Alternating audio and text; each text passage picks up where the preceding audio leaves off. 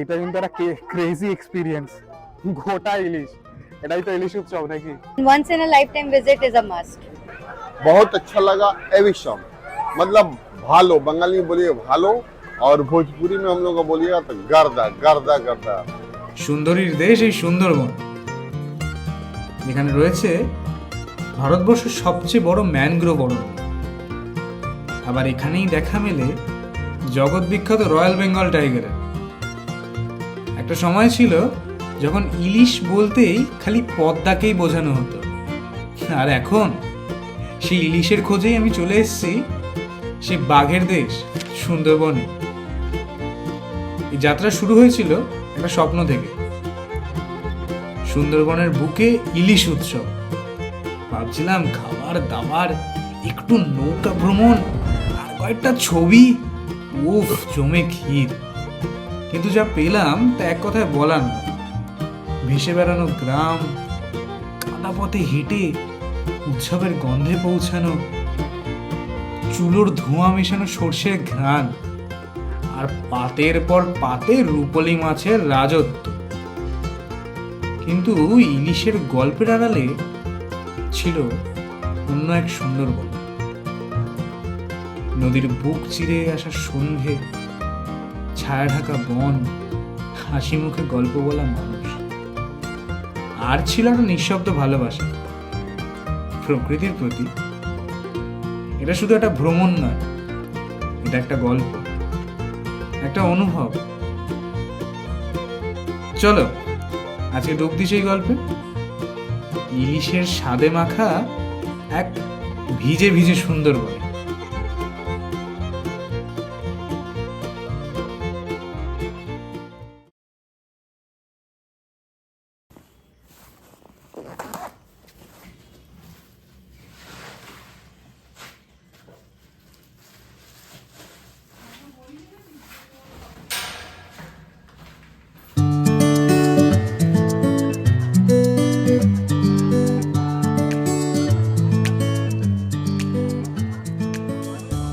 যাত্রার সূত্রপাত এক বৃষ্টি ভেজা শিয়ালদা চত্বর থেকে।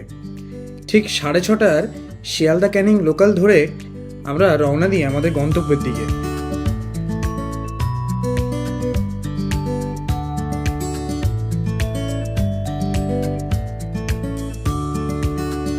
কথায় আছে যাত্রার পূর্বে বৃষ্টিপাত নাকি এক শুভারম্ভের প্রতীক, এবং জানলার ধারে এই সবুজ মোহময় দৃশ্য তারই জানান দিচ্ছিল।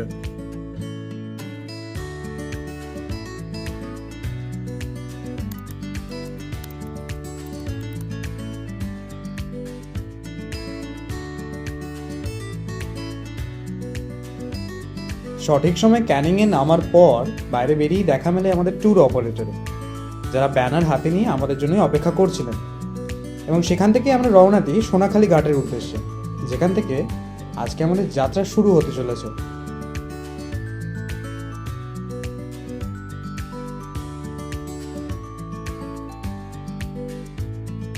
ঘাটে পৌঁছাতেই দেখা মিলল একরাশ মানুষ আর আমাদের এই 3 দিনের সে বিশালাকার সওয়ারি। মনে একরাশ উত্তেজনা নিয়ে দুগ্গা দুগ্গা বলে শুরু করলাম এই সুন্দরবন ভ্রমণ। নমস্কার। তো এখন কিন্তু বোটে উঠে পড়েছি, আর ব্যাপারটা হলো আশপাশে আজকে যেহেতু বর্ষার দিন, তো রোদটা অনেকটাই কম রয়েছে। এখানে রোদ থাকলে কিন্তু খুব সমস্যা হবে। ঘাট ছাড়তেই নৌকা যেই না দুলকি চালে এগোতে শুরু করেছে, তখনই খাওয়ার ডাক পড়ে। দেখি পালা পেরে খাওয়ানোর পার্বণের শুভারম্ভ হয়ে গেছে।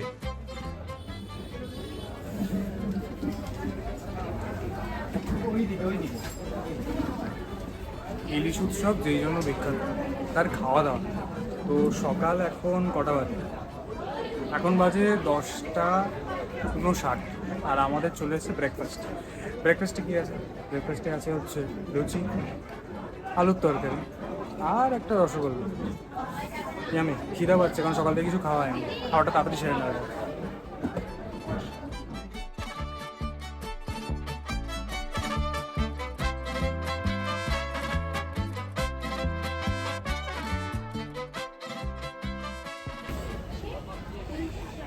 এবার বোটের আন্ডারগ্রাউন্ড দর্শনের পালা। নৌকার ডেকটিতে কিন্তু এরকম বিশাল এবং এলাহি মাপের বিশ্রামাগারের ব্যবস্থা ছিল, যেখানে অনায়াসে 30 থেকে 40 জন বিশ্রাম নিতেই পারে। আপনারা যদি চান আমার মতো কিন্তু এখানে একটা দিবানিদ্রা নিতেই পারেন, যদিও এখন কটা বাজে, সকাল 11:30টাতে নাকি দিবানিদ্রা। ওপরে যাওয়া যাক।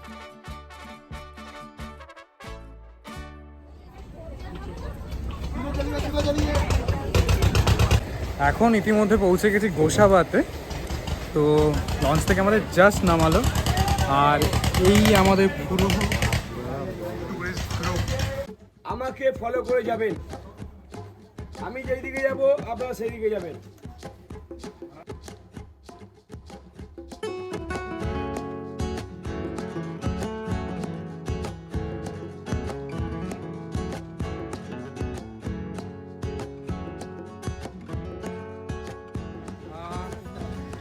ঘাট থেকে নেমে মাত্র 2-3 মিনিট হেঁটে কিন্তু পৌঁছে গেছি আমাদের প্রথম ডেস্টিনেশনে, যেটা কিনা হ্যামিল্টন সাহেবের বাংলো।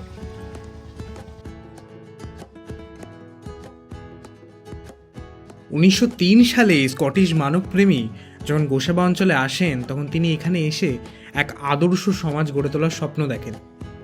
তার উদ্যোগেই গোসাবায় স্কুল, হাসপাতাল এবং সমবায় ব্যবস্থা গড়ে ওঠে। এই হ্যামিল্টন বাংলো শুধু এক প্রাসাদ নয়, এ যেন সুন্দরবনের বুকে দাঁড়িয়ে থাকা এক ইতিহাসের নিদর্শন।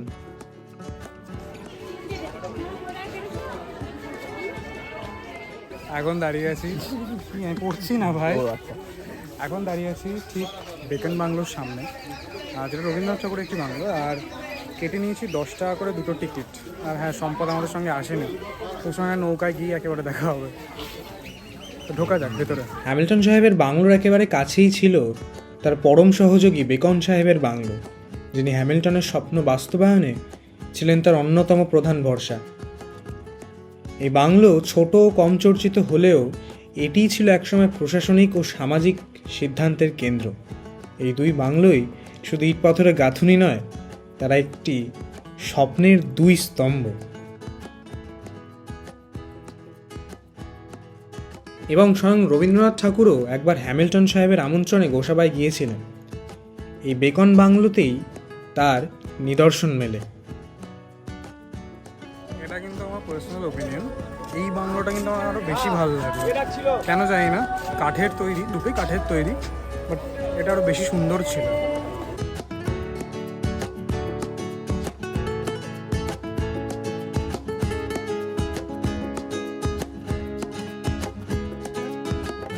আবার শুরু হলো আমাদের পথ চলা, আর সঙ্গে জম্পেশ খাওয়া দাওয়াও। চিংড়ির পকোড়া এসে গেছে আমাদের। সময় ঘুরতেই দেখি মধ্যাহ্নভোজের আয়োজনও সম্পন্ন হয়েছে। পাতে চলে এসছে ইলিশ মাছ আর ভেটকি মাছ। এই দেখে নিজের খিদে কি আর সামনে রাখা যায়? এবং এই খাবার হজমের জন্যই পাত শেষে আবার পেয়ারারও ব্যবস্থা করা হয়েছিল।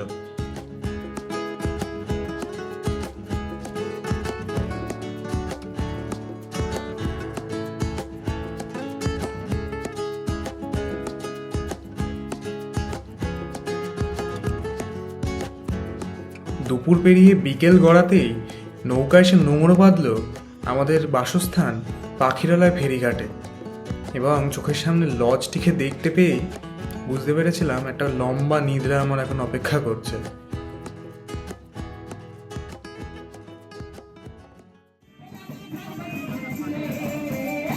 এটাই কিন্তু সেই বিখ্যাত ঝুমুর নাচ, যেটা আমরা দেখছি এখন।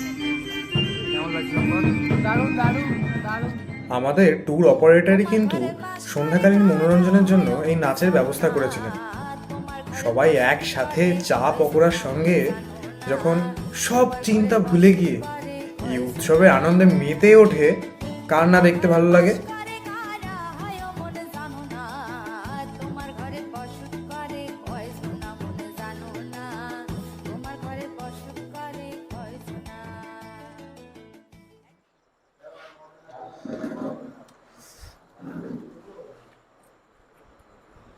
তো আমাদের কিন্তু ডিনার এখন লেগে গেছে।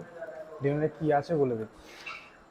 ফার্স্টেই রয়েছে ডাল, ডালের সঙ্গে রয়েছে পটল আলুর তরকারি।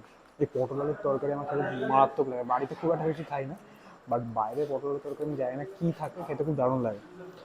আর যারা আপনারা ননভেজ খাবেন না তাদের জন্য ভেজের অপশনও কিন্তু রয়েছে, এখানে পনির দিয়ে গেছে। আর বাঙালির প্রিয় মাটন তো আছেই সঙ্গে। আর কি চাই, ভুড়ি ভোজ গাইস, ভুড়ি ভোজ, সাদা ভাত আর মাটন। তো খাওয়া দাওয়া করে এখন একটা ঘুম হবে, দেন কালকে সকালে কিন্তু আমরা সকাল সকাল বেরিয়ে পড়বো। কালকে কিন্তু আজকের থেকেও বেশি ট্রিপ রয়েছে, কালকে দেখা হচ্ছে।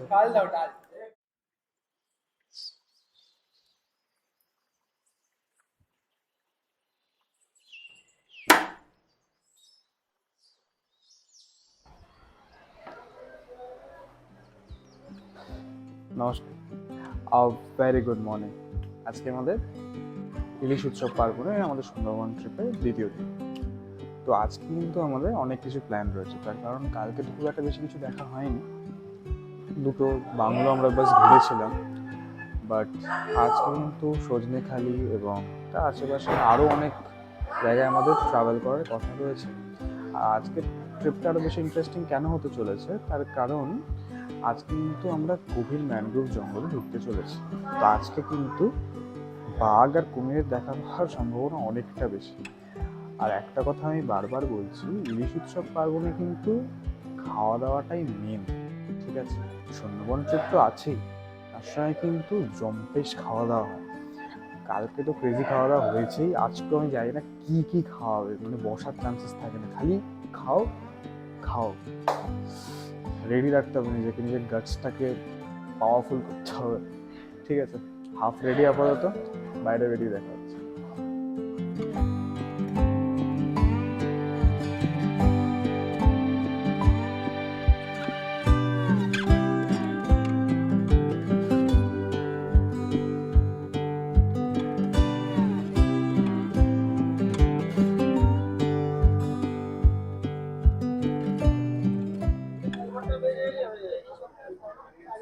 লঞ্চে উঠেই মাত্র 5-7 মিনিটের ডিস্টেন্সেই কিন্তু ফার্স্ট আমাদের ডেস্টিনেশন সজনেখালি। আচ্ছা, এখানের কয়েকটা ডেসক্রিপশন দিয়ে রাখি, যেগুলো রুলস অ্যান্ড রেগুলেশন রয়েছে। এখানে কিন্তু কোনো প্লাস্টিকের বটল অ্যালাউড নয়, তো সেটা কিন্তু আপনার চেকিং হবে। যেমন আমাদের সামনে আজকে প্রচণ্ড চেকিংয়ের লাইন রয়েছে।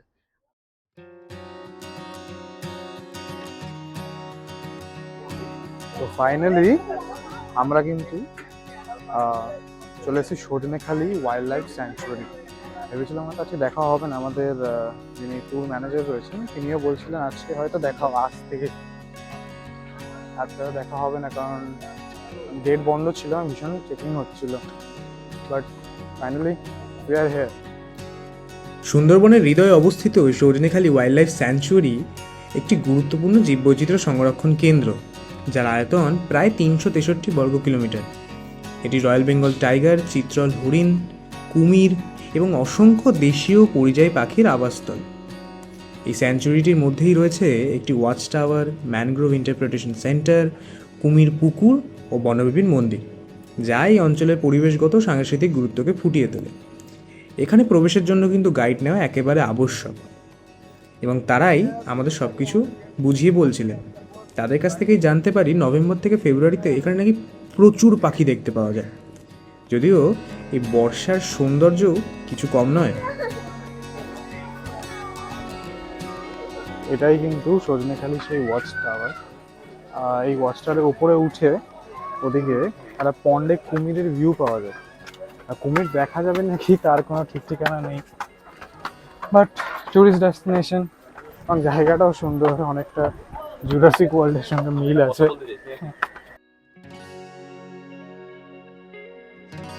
গাইডের থেকে জানতে পারি এখানে অনেক সময় বাঘেরও দেখা মেলে যখন সে ঘাটে জল খেতে আসে। এই জিনিসটা তোমরা জানো নাকি জানি না, বাট সুন্দরবনের নামকরণ কিন্তু সুন্দরী গাছ থেকেই হয়েছে। আর আমাদের গাইড এখানে একটা দারুণ কথা বললেন, সুন্দরী গাছ কিন্তু সুন্দর রূপে নয়, নিজের গুণের জন্য, কারণ এর কাঠটা খুব ফেমাস, অনেক আসবাবপত্র তৈরি হয় কাঠ দিয়ে। আবারও যেই না সমুদ্রের নোনা হাওয়া মুখে বাড়ি খেতে শুরু করেছে, দেখি খাওয়া দাওয়ার পালার আবার শুরু। আজকের মেনুতে রয়েছে বাঙালি প্রিয় লুচি, সবজি আর মিষ্টি। দারুণ দারুণ দারুণ ব্যাপার।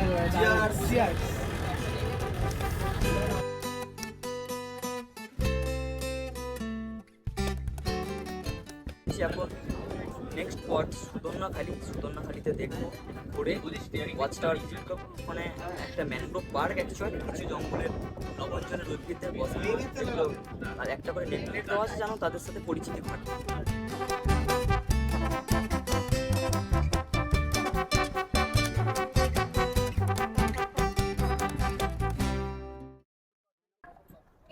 ইতিমধ্যে এসে পৌঁছালাম আমাদের দ্বিতীয় গন্তব্য সুধন্যখালি, এবং আমাদের জঙ্গল সাফারি কিন্তু শুরু হয়ে গেছে। এটা তার ফার্স্ট ডেস্টিনেশন। হ্যাঁ, সুধন্যখালি। Here we come.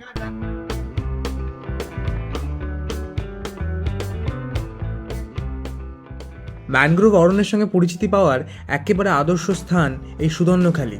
এখানে দেখা মেলে অসংখ্য ম্যানগ্রোভ গাছ, লাল কাঁকড়া, একটি বনবিবির মন্দির ও সুধন্যখালির সে বিখ্যাত ওয়াচ টাওয়ারের, যেখান থেকে দেখা মেলে চিত্রল হরিণ, বন্য শুয়োর ও কপাল থাকলে রয়্যাল বেঙ্গল টাইগারেরও।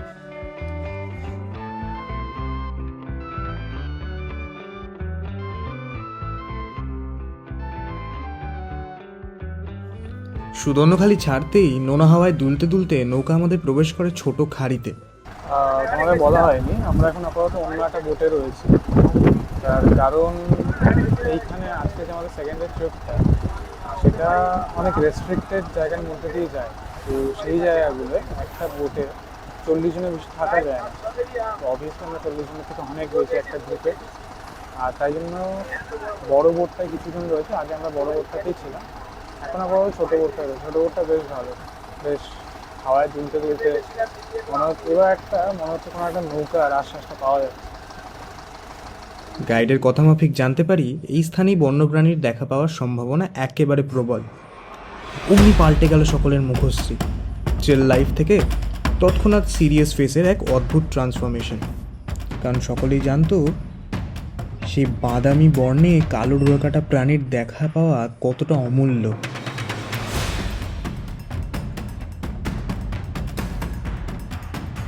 যদিও সেই কপাল শেষমেশ কারোরই হলো না। এখন কিন্তু এসে পৌঁছালাম আমাদের একদম অন্তিম ডেস্টিনেশন তোবাকিতে। তোবাকিতে কি আছে, আমি আমার ট্যুর গাইড নিতাইবাবু আর আমাদের ফরেস্ট ডিপার্টমেন্টের যিনি গাইড রয়েছেন, তাকে বারবার করে জিজ্ঞেস করছিলাম কোনোভাবেই কি জঙ্গলের ভিতর ঢোকাটা সম্ভব নয়, কোনোভাবেই এই জঙ্গলের ভিতরে আমরা ঢুকতে পারবো না। কারণ বাইরে দিয়ে আমরা দেখছি না, যতই ক্যানেলের মধ্যে দিয়ে যায় আমরা একদম এজ পার্টটাকেই দেখছি।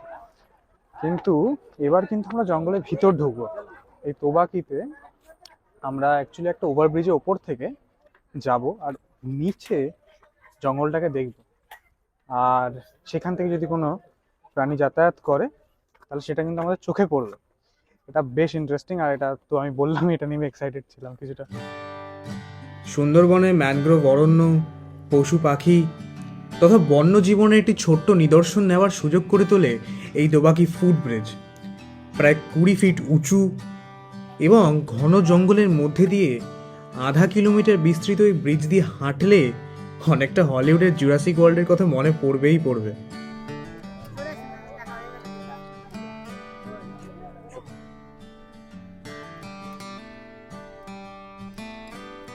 আমি ভেবেছিলাম যে ইলিশ উৎসব মানে তো খালি খাওয়া দাওয়া, এবং আজকে সকাল অবধি আমি তাই বলেছি। কিন্তু মনে হচ্ছে যেন আজকে এই সাফারিটা করে অনেক আমার ভিউজ বদলে গেল। তার কারণ কেন জানি না মনে হচ্ছে এই টাইমটা সুন্দরবন এক্সপিরিয়েন্স করার জন্য বেস্ট টাইম। আপনাদের বলছি তার কারণটা, কারণ দেখুন ইলিশ উৎসব মানে হচ্ছে বছরের প্রথম ইলিশটাই আপনি এই ইলিশ উৎসবেই পাবেন। তো খাওয়া দাওয়ার একটা ভালো এক্সপিরিয়েন্স। আর সেকেন্ড ব্যাপার হচ্ছে এই যে জঙ্গলের মধ্যে একটা সিরিয়াসনেস, একটা কামনেস, বর্ষার টাইমে এবং বর্ষার আগে পরে যে সমুদ্রের যে গাম্ভীর্য, সেটা কিন্তু আপনি ফিল করতে পারবেন। আর যদি জঙ্গলের বাঘ, কুমির আপনি দেখতে পান, সেটা একটা বাড়তি পাওনা। দুপুরে নৌকায় উঠেই আমরা নিজেদের লাঞ্চ সেরে নিই। যদিও লাঞ্চ নয়, ব্যাপারটাকে মধ্যাহ্নকালীন বড়িভোজ বললেই ভালো হয়। সারা সকাল ক্লান্তি করে ঘুরে বেড়ানোর পর, জলে ভেসে বেড়ানোর পর যখন দিন শেষে পরিবারের সঙ্গে খেতে বসি, তখন কার না ভালো লাগে। আর পাতে যখন প্রিয় খাবারগুলো পড়ে,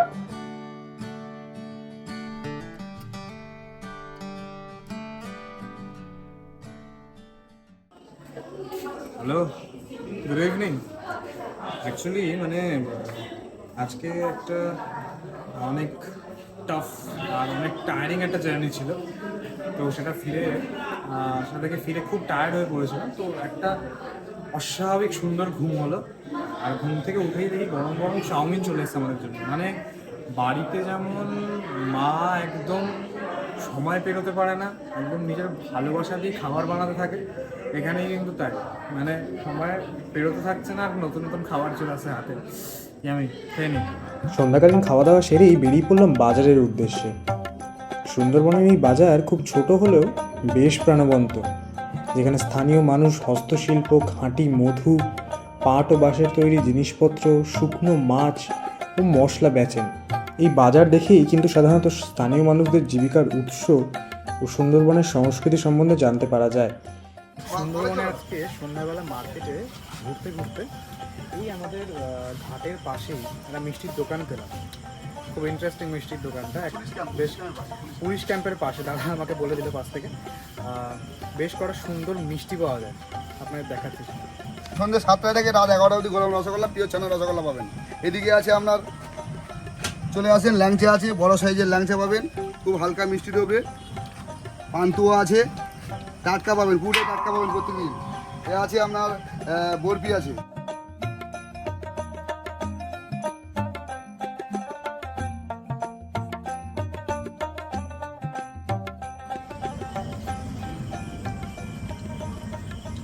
দারুণ খেতে, মুখ থেকে হাসি বেরিয়ে যাচ্ছে।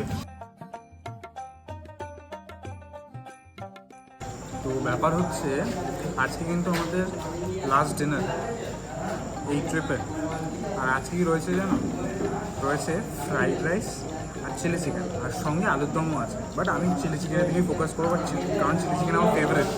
ঠিক আছে, আমার একটা সিক্রেট বলছি, আমার মাটনের থেকেও চিলি চিকেন বেশি ভালো লাগে। ঠিক আছে, তো এই পার্টটার জন্য আমি খুবই এক্সাইটেড। আর কালকে প্ল্যান হলো, কালকে দুপুরবেলার খাওয়া দাওয়া সেরে আমরা কিন্তু ক্যানিংয়ের মধ্যে ঢুকে যাবো। আর কালকে আমাদের ট্রিপের এন্ডিং। See you tomorrow morning.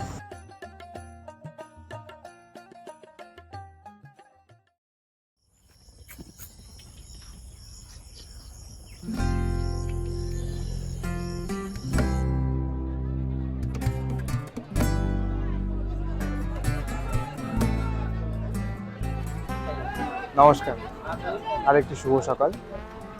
আজকে আমাদের যাত্রার অন্তিম দিন। আর আজকে আমরা সঙ্গী হিসেবে পেয়েছি বৃষ্টিকে।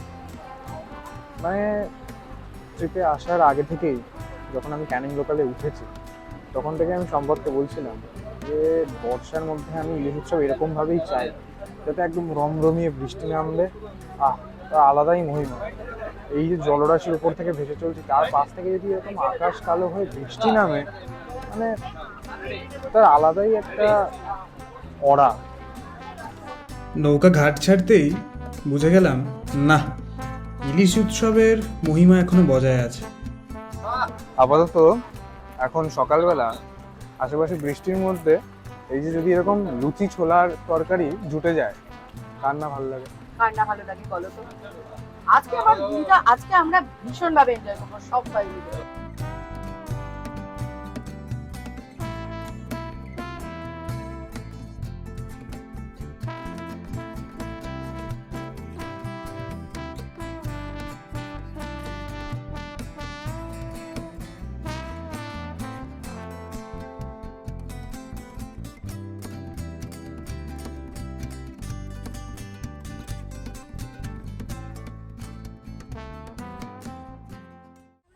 আমাদের ট্রিপের একদম লাস্ট ডেস্টিনেশন, আর আজকের দিনের প্রথম ডেস্টিনেশন লোকনাথ মন্দির।